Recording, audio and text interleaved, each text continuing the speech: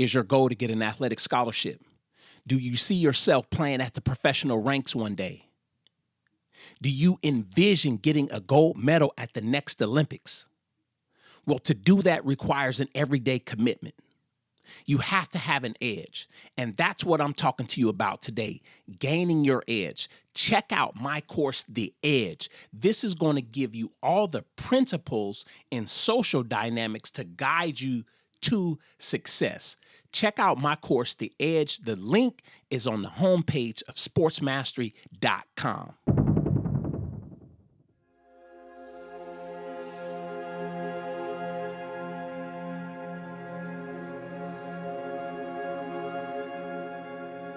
And it was foretold after the 2-minute warning when the time was running out. They was taxed 50-0.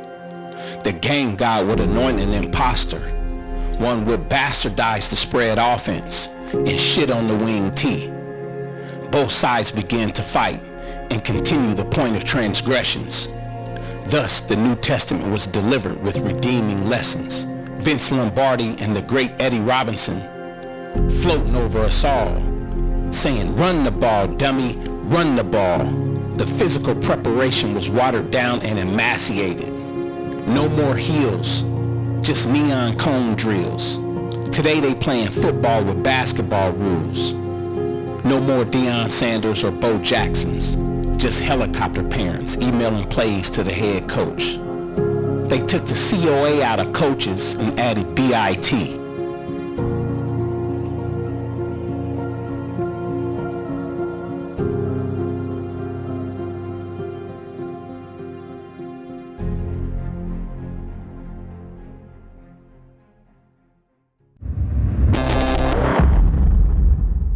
Man, since we last talked, it's almost better that, the podcast, the power outage and everything happened, because now the NCAA came out and said everybody's got it. So, I think it puts us in a better position to, talk about it more whole scale and reach, everybody. Now, when you say everybody's got it, what do you mean by that?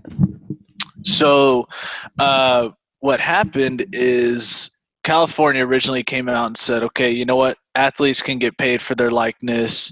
And the NCAA said, well, that, tampers with your amateur status. So, you guys won't be allowed to be a part of the NCAA. But then I want to say it was like a couple weeks ago, the NCAA had a board meeting or whatever, and they voted unanimously to adopt what California did across all of NCAA. So now every school is on an even playing field. Whether you're at Arkansas State or you're at Alabama, you can, get paid for your likeness in whatever form that is. Now, what I wanted to ask you, when you say equal or level playing field, like what exactly does that mean? Well, I say that loosely. Obviously Alabama is going to have a better playing field than, your WAC conference teams and things like that. More people are going to come calling for, Tua to be the star of their commercial rather than, whoever Wyoming's quarterback is. But as far as, can the Wyoming quarterback get paid the same amount as the USC quarterback? Technically, yes, he can if, somebody wanted to do that. And so by even playing field, I mean that everybody, in any Division I sport can now get paid for their likeness. So one of the questions that I had, and, I think it's obvious, being linked to the T-shirt industry, let's say James Smith, that might be at, let's say, Portland State, might have 2,000 or 3,000 followers on Instagram, big name in the city, from California, might have family in Las Vegas or a couple other states and people that follow him.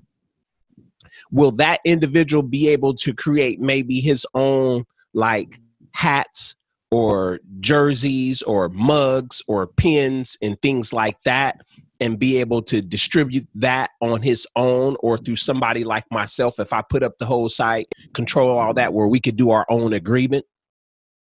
Correct. Yeah. So now, based on the rules, the only things that you can't get paid for is your athletic ability.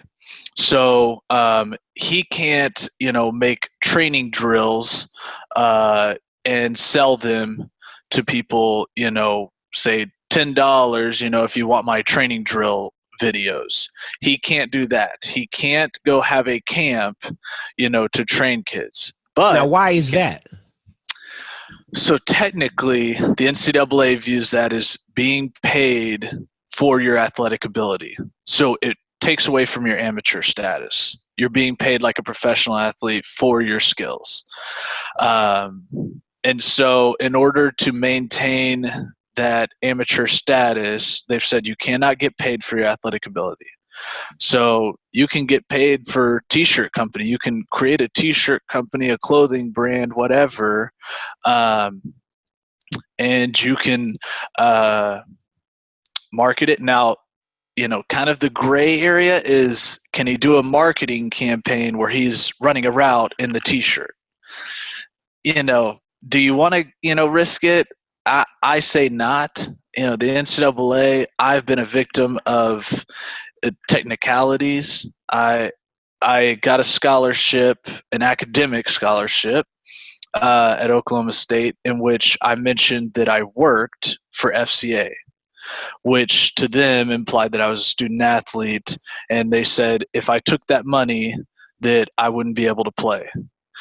And so I had to, give up that money or else I couldn't play. And so they'll get you on those little ticky-tacky things.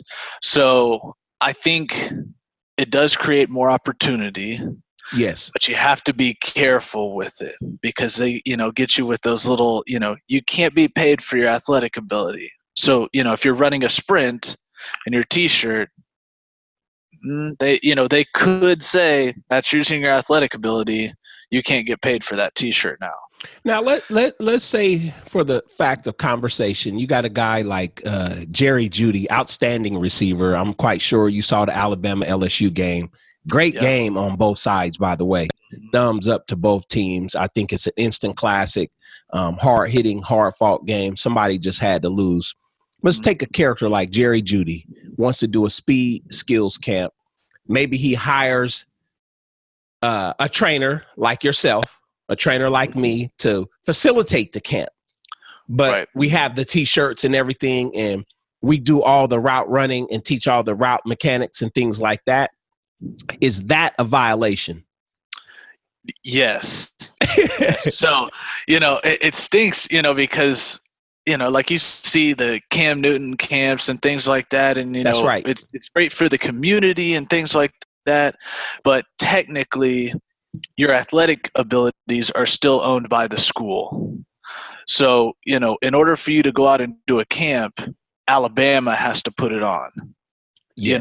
Now me or you could show up to help with the camp, but he can't receive any benefits other than from the school. The school can pay him, like $100 for his time, or whatever, they deem per hour, and that's about it. So at the end of the day, we just have to stick to likeness. And Correct. So does that mean you can use their number with their image, or just their likeness? Correct. So, the funny thing is you can't, use a camp, but, if Jeudy goes out there and makes a one-handed catch or whatever, that, is incredible, he can go put that catch up on a T-shirt and sell it, and, amazing catch or whatever, and it's him making a one-handed catch, he can go sell that T-shirt. Got you. So, it does create opportunities. You just have to be, careful not to, step in a pothole. Yeah, that makes sense. So throughout your research, we had did this episode before. Literally, as soon as I got off with you, the Zoom app naturally wanted to update, and I learned my lessons. I hit the update while it was uploading or rendering, and everything just shut down. You know. Yeah. I think that was it, or what? Or did the power go out?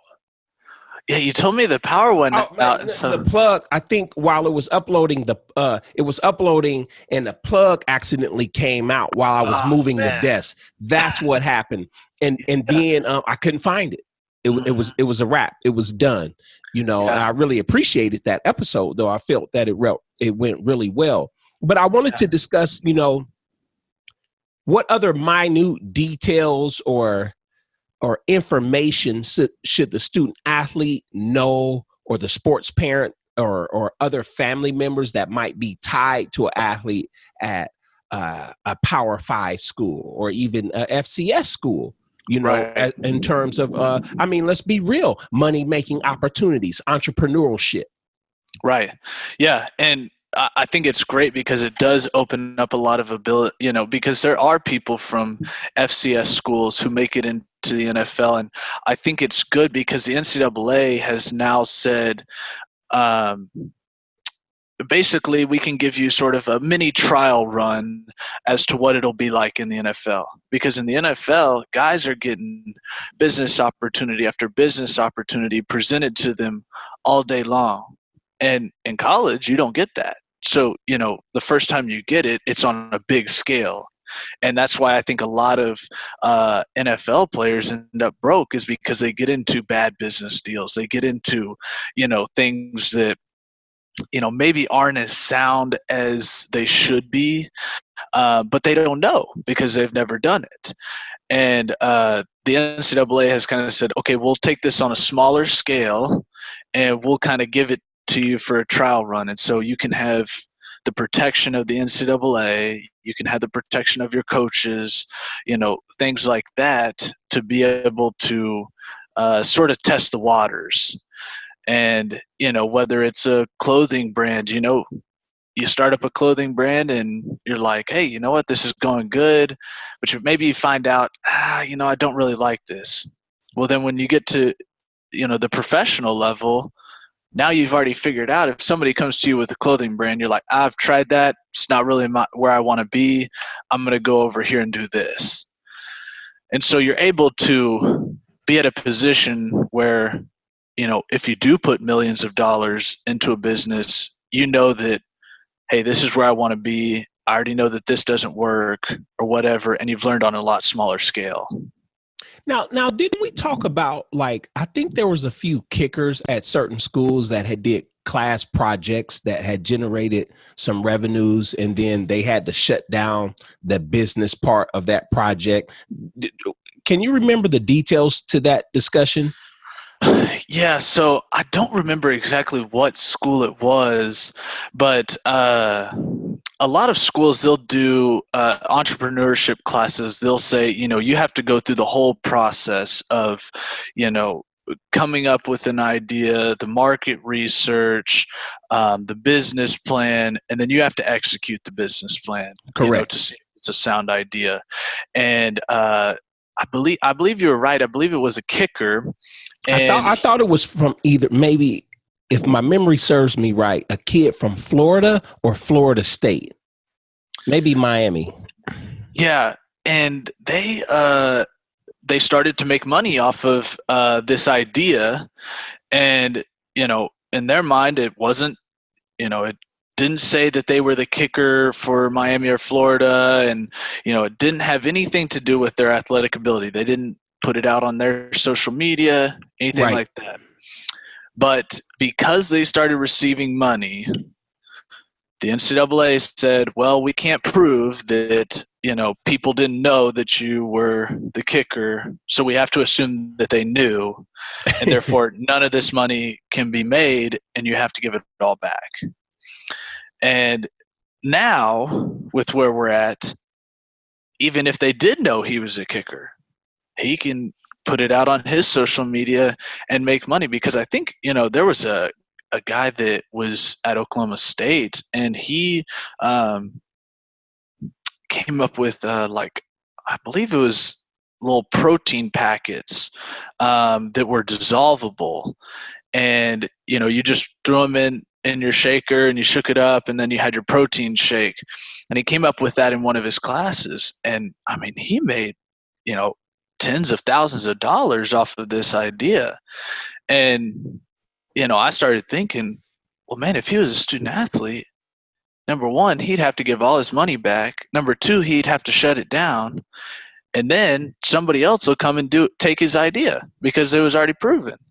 Right. And so it's like, you look at the sequence of things that happen, and it's like, man, we're doing a disservice, because this kid could have set himself up for even after professional sports, but yet, you're saying, okay, nope, you're making money while you're a student athlete.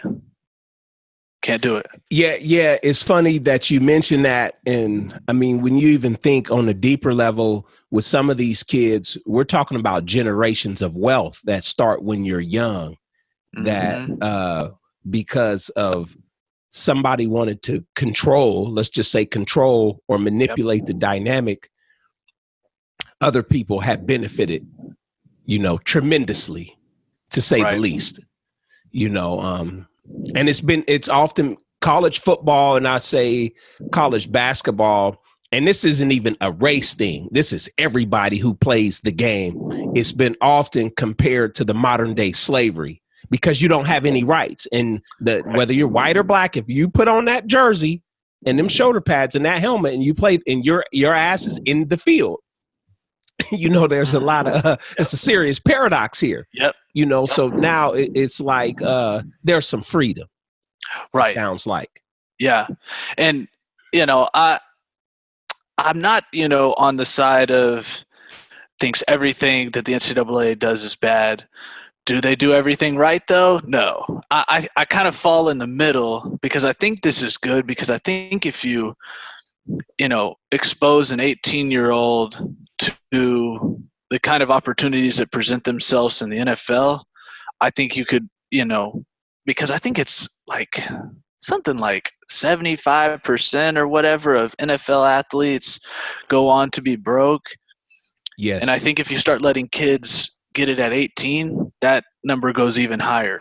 You take a kid whose parents are bringing in, $2,000 for the whole household and got to raise 6 kids, and you're sleeping on the floor with your brother, and then all of a sudden you get $1 million. There's no way you're gonna spend that right. Correct. And so but I think you can it's learn good while you're in school. If you got an extra 2 or 3, even at a low end, $2,000 or $3,000 coming in a month, of which you can send home. Yeah, and it gives them an opportunity to learn about, because I was watching something the other day about, these agents, when you get to professional sports, they'll bring you business opportunities, and a lot of athletes, aren't well versed in how to look at a business plan, figure out the research, things like that, to make sure something's right. A lot of times these things don't go well, and the agent doesn't always have your best interest in mind. It's kind of like a financial advisor. They're getting paid to show you certain things. They're getting paid by T-Mobile to show you a T-Mobile franchise, that may not be in your best interest, but they're getting paid, so they're going to show it to you. Now, wait a minute. Now, aren't you a financial advisor now? I'm not a financial advisor. With you. No. So I do corporate budgeting for corporations and things like that. But proper ethics, of course. Yeah, and so I'm just giving you a hard time. But I've learned, a lot of stuff that goes on in the back end that people aren't aware of, on the surface. That's right.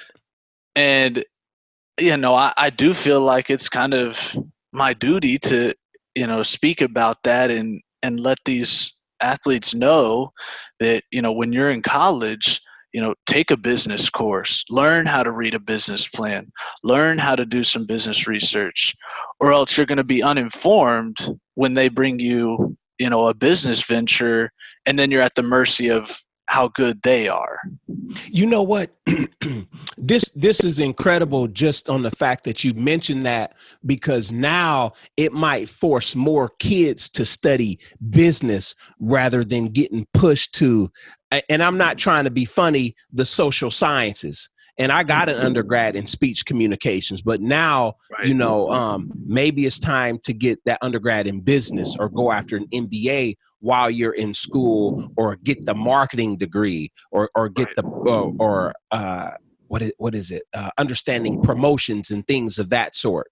Mm-hmm. So I think, on a deeper level, this could be something that could stimulate the economy in a different way. Mm-hmm.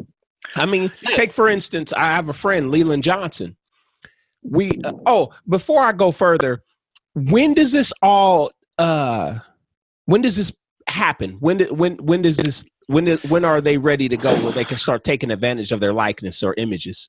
I believe it's either 2021 or 2022 is their tentative date.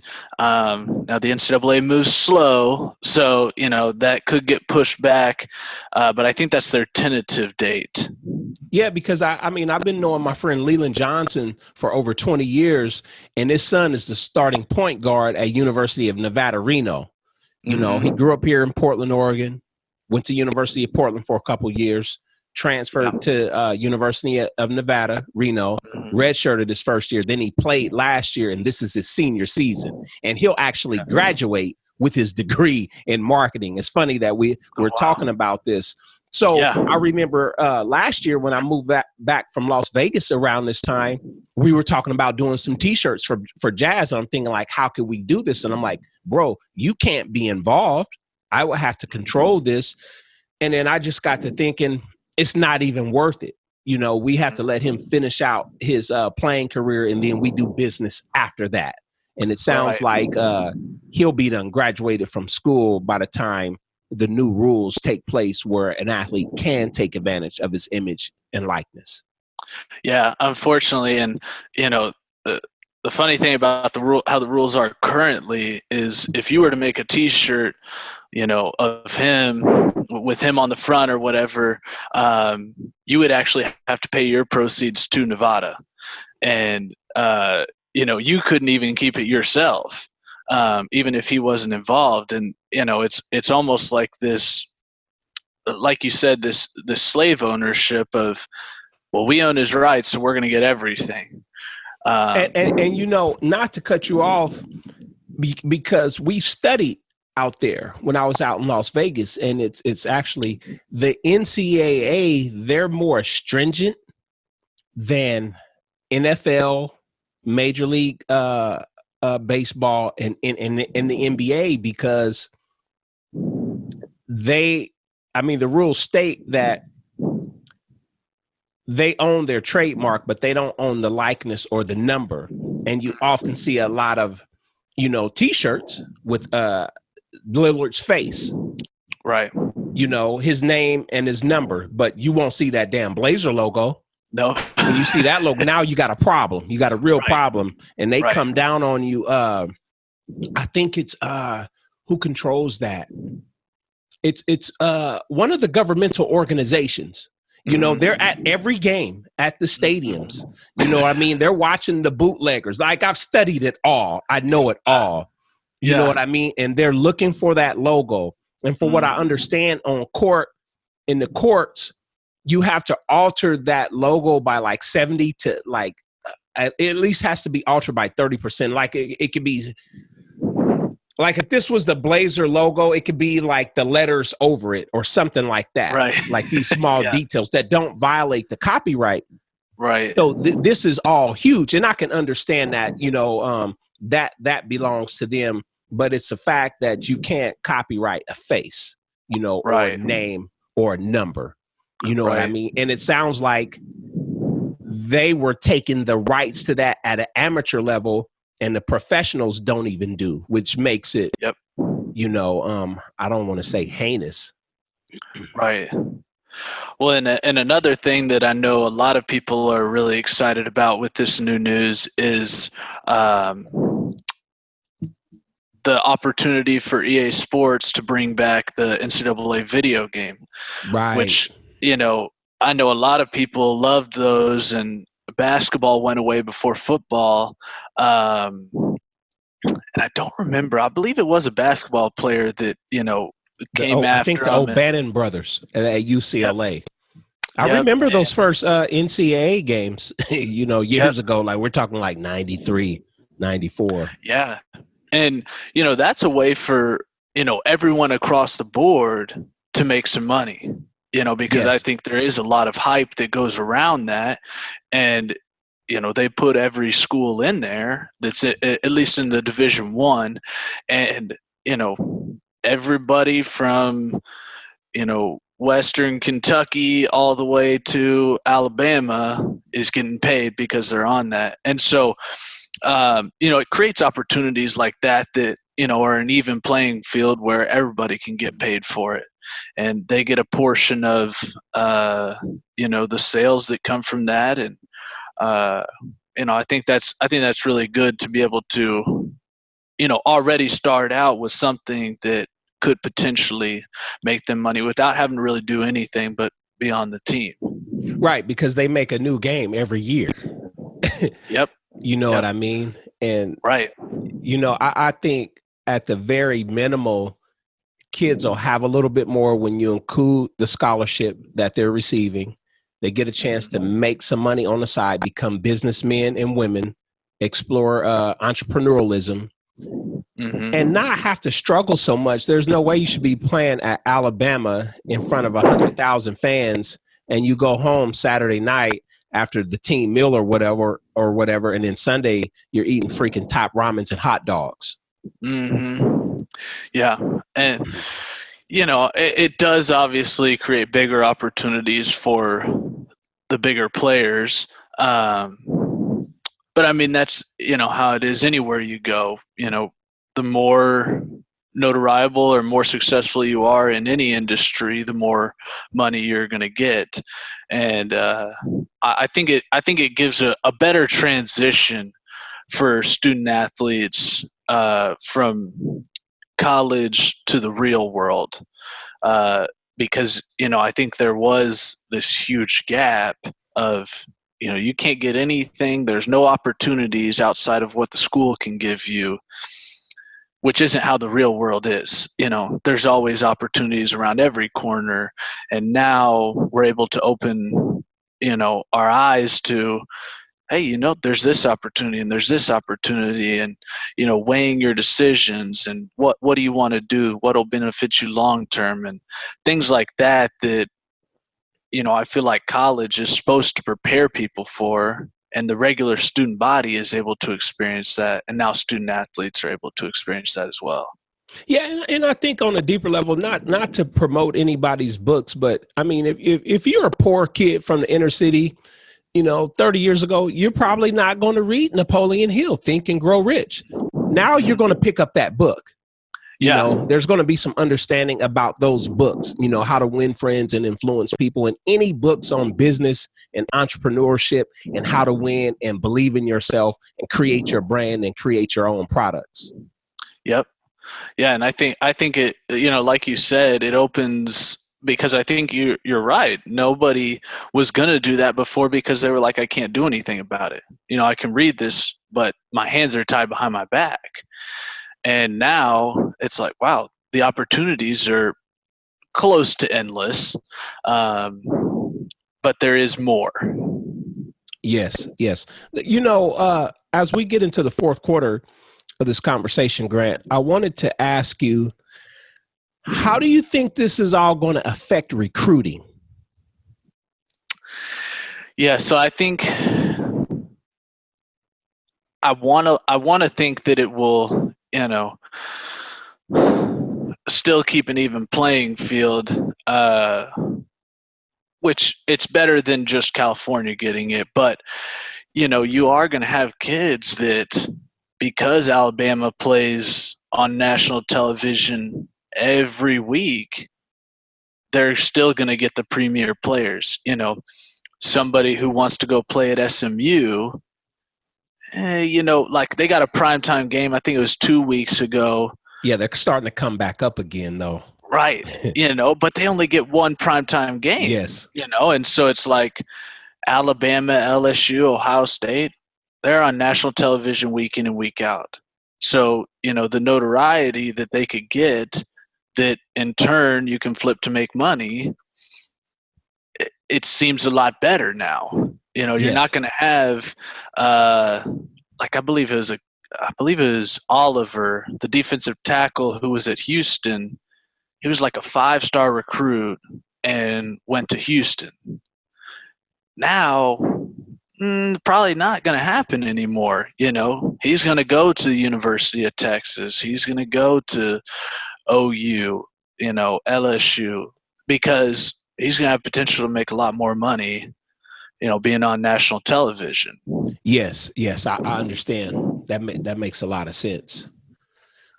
So even if you're at a mid-major, the beautiful part about it all is you still have to have some moxie. You still have to have some business. You still got to have some hustle, and you can make some things work for you. Yeah. Well, and I think, where it could help some schools out is a school like SMU, who's in the heart of downtown Dallas. Correct. A huge business hub. You could create more opportunities. So a school like SMU could become more appealing to somebody, if one of these high caliber players is more business savvy and says, hey, I can make more opportunity there than I could, at Texas A&M. That's, kind of, it's not in the heart of a downtown, or I think of a school like Northwestern that's in the heart of Chicago. Yes. Those type of schools could benefit from something like this because of their location. I find this all interesting, man, because it seems like it's been around, like 30 years since SMU got the death penalty. And now it's coming to fruition where players can take advantage of their likeness. I mean, I know that there were some other things going on there that we don't need to discuss. You can go watch the 30 for 30s. But, this is a trip, and they're starting to win again. Did they win that game? I think they were ranked 24th or 25th in the country at that time. Yeah, they ended up losing at the end. They onside kicked it and didn't get it. But you can see that SMU pride is coming back. Mm-hmm. I lived in Dallas, Texas for a few years in the mid 80s growing up. So I remember when they were on before they got punished, and that was 30 years. That's like a death sentence. Oh, yeah. And now, I think the schools that really benefit from this are your schools like the University of Texas, that's in the heart of, the state capital, the University of Miami, and then, of course, USC, that's in the heart of LA. These schools that they're good at football and they're in a big business city, to where, our student athletes going to say, well, I can win at football and I can win at business in these cities and, really benefit. Now that's something to think about, because, I mean, come on, man. Hollywood is right there. Exactly. Snoop was right there with the team. You know what I mean? Now you might see more guys, that are R&B singers, rappers making albums. Yep. Now you can make an album with Snoop Dogg while you're at USC. And, yes. I think I used this example last time. You think about Reggie Bush hopping on a track with Snoop Dogg. I mean, people would love that during his Heisman campaign. My God, man. You go back to that team back then. Yeah. Lindell White, all those guys. Mm-hmm. You think of stuff like that, and it's like, wow, the possibilities are endless to set yourself up. And, in your, Portland, where you're at, Damian Lillard, he's becoming, more notoriable as far as a rapper. And now when he's at college, he can start that. And so, at this point in his career, he could be, at the level of, Drake or, whoever is Yeah. that, because they're able to start earlier and kind of work out those kinks to be at a professional level when they come out of college. Yeah, man. I hope this all works out right, because I think there's going to be some big time things happening that we can't even see. I'm Right. predicting some of these kids are going to go straight to Hollywood. They're going to be acting. Oh, yeah. They're going to hit the Yeah. big screen sooner. Especially you go to USC, that might be something. And then, they got the film school there, and Hollywood sits right there. And now what I'm learning is Atlanta is, if you're going to school in Georgia, like the motion picture industry is in Atlanta now, and it's huge because of the work Tyler Perry is doing. So, Right. and Atlanta has a big hip hop influence at the same time. Mm-hmm. So this is going to be good, man. I think we're at the top of it. We're ahead of the curve. Yeah. That's where we like to be. We talk Right. about things that other people don't talk about. That's what Right. sports mastery is all about. Yeah. We want to put young people, kids, student athletes in a position to succeed, deliver some knowledge, provide some jewels, and definitely give them some wisdom. Mm-hmm. Before we close out, Grant, I wanted to ask you one more question. Okay. If you were at Alabama right now, you were playing next to Jeudy, you got Najee Harris in your backfield, you're at X receiver or the slot, playing big time college football. And let's say it's year 2023. Everything is rolling. How would you take advantage of this situation? So I think I would start by building a social media, on all the platforms, Instagram, YouTube, Facebook. Now people are getting on TikTok.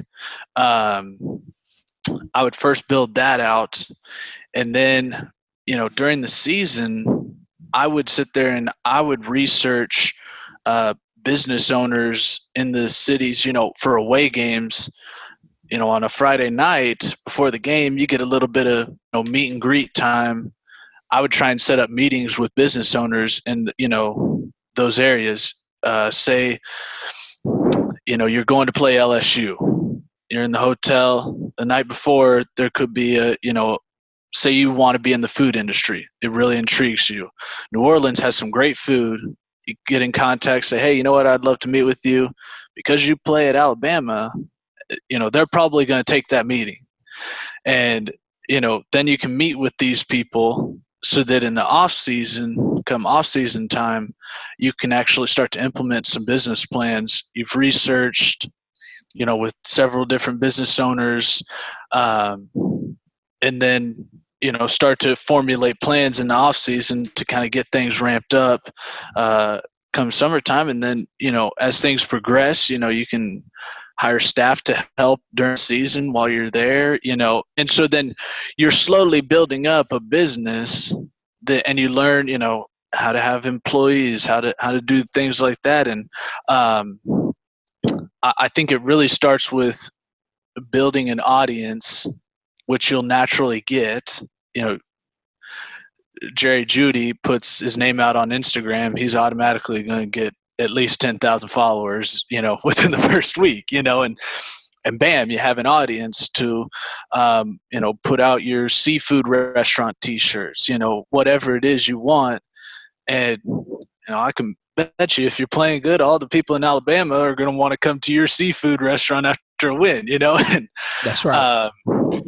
I think about things like that. And, somebody like Mark Cuban, who had a bar when he was at Indiana, Tua opens up a bar, all the college kids are going to want to come to Tua's bar, you think about that, and, you go on and win the Heisman and things like that. And I think you really create opportunities for yourself when you think about, and even on a small scale, what college kids want to do when they're in college and what you can do to leverage that audience that's right there. Yeah, that's incredible. I think this has been a wonderful conversation. I think there'll probably be a part 2 to this. I could see that there's going to be some people that hear this that want to comment. We're definitely going to welcome those folks on who have more ideas. Once again, ladies and gentlemen, you're listening to Grant Newell. Grant is out of Dallas, Texas. Grant, tell our listeners what it is that you do right now. I know you played some college ball. Just give them a brief overview about who you are and what you're about. Yeah, so I played college football. I first went to junior college and then went to Oklahoma State, finished out my career there as a walk-on at Oklahoma State, and then started a sports training business out of Dallas called Break the Box Training. And due to some injuries that I had at Oklahoma State, I wasn't able to continue that business. And so now I am in corporate finance, where I help corporations with their budgeting process and financial accounting. Yeah, wonderful, man. It's always great having you on. I do look forward to further conversations with you about this, especially anything helping young people, man. I think this is a tremendous episode. There's a lot of jewels in here, and I know some other conversations are going to spur out of this. So thank you for listening. Peace and blessings, and y'all have a wonderful week.